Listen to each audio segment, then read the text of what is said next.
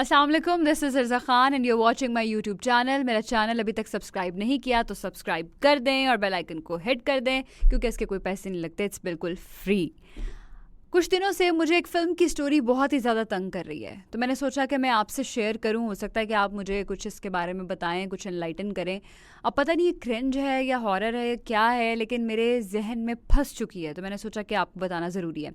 इस फिल्म के दो बहुत ही इम्पॉर्टेंट कैरेक्टर्स हैं, एक हैं शिल्पा शेट्टी और एक है राजपाल यादव। तो स्टोरी ऐसे शुरू होती है कि शिल्पा शेट्टी जाती हैं बाज़ार और वो फल ख़रीदने लगती हैं, स्पेसिफिकली सेब ख़रीदने लगती हैं। तो एक फल वाले के पास जाती हैं, वो सेब बेच रहा होता है, तो वो कहता है कि ये सेब 60 रुपए किलो हैं। तो वो कहती हैं इतने महंगे सेब, वो छोड़ देती हैं और जाने लगती हैं। फिर अचानक उन्हें आवाज़ आती है कि 20 रुपए किलो, 20 रुपए किलो। तो वो चौंकती हैं कि अभी तो 60 रुपए किलो था, अब ये 20 रुपए किलो की आवाज़ कहाँ से आ रही है। तो दूसरी साइड पे देखती हैं तो राजपाल यादव वो कैरेक्टर हैं जो कि 20 रुपए किलो के सेब बेच रहे हैं। तो वो बड़ी खुश हो जाती हैं और वहाँ पे जाती हैं और उसे कहती हैं कि 20 रुपए किलो दे रहे हो। वो कहता है हाँ 20 रुपए किलो। तो कहती है अच्छा ऐसा करो कि मुझे 15 रुपए किलो दे दो। तो वो कहता है कि फ्री ले लो फिर। तो कहती है नहीं मैं 3 किलो लूँगी, तो मुझे 15 रुपए किलो दे दो। वो कहता है अच्छा ठीक है ले लो। और जब वो सेब दे रहा होता है तो उस टाइम पर वो कहता है ले जाए मैडम, आप भी क्या याद रखेंगी। उस टाइम वो थोड़ा सा चौंकती है कि इसने ऐसे क्यों कहा, बड़ी सरप्राइज होती हैं और वो वहाँ से सेब लेके जाने लगती हैं। तो अचानक से राजपाल यादव कहते हैं 10 रुपए किलो, 10 रुपए किलो, 10 रुपए किलो। वो और परेशान हो जाती है कि भाई मुझे 15 रुपए किलो में इतनी मुश्किल से दिए हैं, तो अब 10 रुपए किलो में बेचने लग गए। तो वो सेबों को देखती है और कहती है कि भाई सेब भी ठीक ठाक हैं, सही लग रहे हैं, तो इतने कम पैसों में ये क्यों बेच रहा है और लोग भी खरीदे चले जा रहे हैं। खैर वो इसी परेशानी की कैफियत में अपने घर की तरफ रुख कर लेती हैं और घर जैसे ही पहुंचती हैं तो देखती हैं कि बाहर एक फ़कीर बैठा हुआ है उनके घर के। तो वो एक सेब निकाल के उसको दे देती है और बाकी सेब लेकर अंदर चली जाती हैं। अब थोड़ी देर बाद उनके हस्बैंड घर आते हैं जो कि कैरेक्टर अदा कर रहे हैं संजय कपूर, जो कि अनिल कपूर के भाई हैं। तो अब संजय जो है वो घर पे आते हैं और वो थके हुए होते हैं। वो सेब देखते हैं और कहते हैं कि इतने खूबसूरत सेब, बड़े लाल लाल हैं, तो मैं खाता हूँ। तो वो कहती है नहीं नहीं नहीं ये मत खाना, क्योंकि वो खुद भी अंदर से कंफ्यूज्ड है कि ये सेब मुझे इतने सस्ते में मिली है। तो उसे रोक देती है और कहती है कि मैं खाना बना रही हूँ, तो खाने के बाद सेब खा लेना।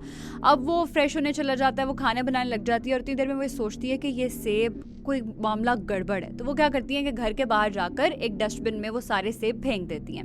अब खाना वाना खा लेते हैं तो उसका हस्बैंड पूछता है कि भाई सेब कहाँ है। तो कहती है अच्छा आज सेब को छोड़ो, तुम टीवी वगैरह देखो।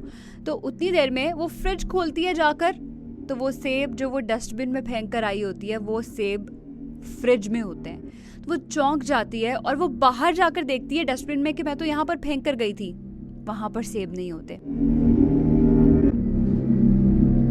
वो डर जाती है और वो अंदर भागे भागे आती है और उतनी देर में वो देखती है कि उसका हस्बैंड काउच पे बैठा टीवी देख रहा है और वही सेब खा रहा है। अब वो डर जाती है और उससे कुछ कहती भी नहीं है, पूछ भी नहीं पाती कि भाई क्या हुआ, ये सेब तुमने कैसे खा लिया, मैंने तो मना किया था। बट वो चुप रहती है और वो सो जाते हैं। जब सुबह होती है वो उठ के देखती है कि उसका हस्बैंड घर पर नहीं है। तो ऐसे ही रैंडमली बाहर निकलती है और जाकर बाहर दूध लेती है और न्यूज़पेपर पकड़ती है। तो उसका ध्यान पड़ता है उस फ़कीर पे जिसको कल उसने सेब दिया था। तो वो देखती है कि वो फ़कीर वहाँ पर मौजूद नहीं है, लेकिन उसने वो जो वहाँ पर अपनी चादर बिछाई होती है बैठने के लिए, उसके ऊपर लाल रंग का वैसे ही एक फ्रेश सा सेब पड़ा हुआ है। तो वो बहुत ही ज़्यादा शॉक में आ जाती है, उसे डर भी लगता है कि ये सेब यहाँ पर पड़ा हुआ है जो तो मैंने उसको दिया था खाने के लिए, और वो खुद वहाँ पर नहीं। वो भागी भागी अंदर जाती है और वो बेडशीट देखती है अपनी और उसके ऊपर जो चादर लेकर वो सो रहे होते हैं उसको देखती है। तो उसे लगता है कि चादर में कुछ पड़ा हुआ है। वो डरते डरते डरते वहाँ से वो चादर हटाती है एंड गेस व्हाट, यस वहाँ पर वो सेब पड़ा होता है। अबे यार क्या बोल रहे हैं मामा, कुछ समझ नहीं आ रहा। जो रात को उसका हस्बैंड खा रहा होता है सोने से पहले। तो वो बाहर भागती है और देखती है कि हर जगह पर सिर्फ सेब ही सेब है, कोई बंदा ना बशर, सिर्फ सेब ही सेब है। तो वो भागती है, पुलिस स्टेशन जाती है और पुलिस वाले की कुर्सी पर भी सेब पड़ा होता है। वो बहुत ही शौक में आ जाती है और बाहर आती है और ढूंढती है कि वो सेब वाला मुझे मिल जाए, और उसे वो सेब वाला मिल जाता है, राजपाल यादव। और वो उसको एक सेब देता है और कहता है कि आखिरी रह गया है मैडम, खा लो, फ्री में दे दूंगा।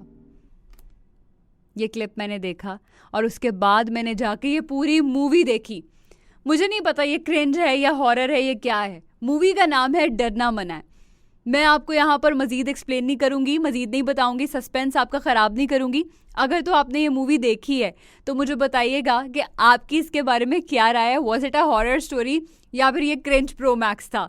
और अगर ये मूवी नहीं देखी तो ये यूट्यूब पे पूरी पड़ी हुई है, जाकर देखिएगा और मुझे बताइएगा कि आपको कैसी लगी। इसके लीड रोल्स में है विवेक ओबरॉय और नाना पाटेकर और सीमी रेड्डी थी या पता नहीं क्या, मेरे जहन से उसका नाम निकल गया उस हीरोइन का, बट वो बहुत पॉपुलर थी उस टाइम पर। तो मुझे देख के बताइएगा कि आपको ये मूवी कैसी लगी। Thank you so much for watching this video.